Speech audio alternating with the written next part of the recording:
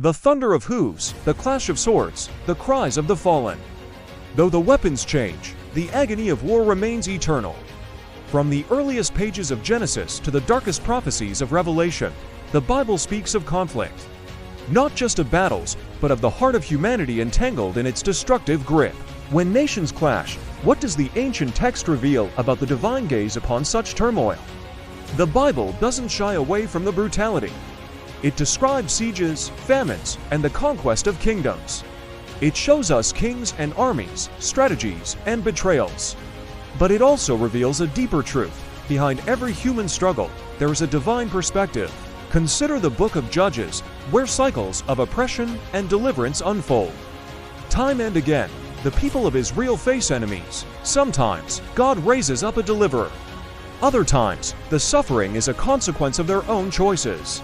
The lesson isn't simple. God is either with us or against us. Instead, it's about sovereignty. That even in the midst of human chaos, there is an overarching purpose, a call to repentance, a longing for justice and peace. Think of the prophets like Isaiah and Jeremiah. They witnessed empires rise and fall, great cities crumble into dust. They spoke not just of military defeats, but of the spiritual sickness that led to them: injustice, idolatry, pride. Jeremiah, watching Jerusalem fall, didn't simply mourn the physical destruction.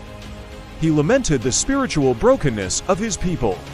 He understood that true defeat begins in the heart, and true victory is found in righteousness. The Bible also introduces the concept of God using nations as instruments, sometimes for judgment, sometimes for purification. This is a difficult truth. When Babylon laid waste to Judah, it wasn't just a military conquest. For the prophets, it was a profound act within a divine narrative. This doesn't glorify war, but places it within a larger context of divine will and human accountability.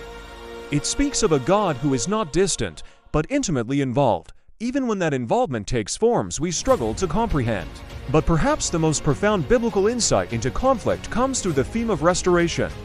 After every war, every exile, every period of devastation, there is the promise of new life, a new covenant, a new Jerusalem. The vision of Isaiah 2:4, where they will beat their swords into plowshares and their spears into pruning hooks, is not a naive dream. It's a divine blueprint for an ultimate future. It's a reminder that human conflict, though devastating, is not the final chapter. The Bible teaches that conflict is a symptom of a fallen world, a brokenness that permeates every level of existence. It reveals the true enemies are not always flesh and blood, but spiritual forces of darkness. Yet, it never leaves us in despair. It calls us to pray for peace, to seek justice, to love our enemies, and to participate in the building of a kingdom where peace truly reigns. So, when we look upon the modern landscape of conflict, the biblical lens forces us to ask deeper questions. What are the roots of this brokenness? What is God's call to humanity in this moment? And how can we, as individuals, be agents of reconciliation and healing in a world yearning for the ultimate peace promised by the divine? The Bible does not predict winners and losers in human terms, but it steadfastly points to the ultimate triumph of God's justice and peace.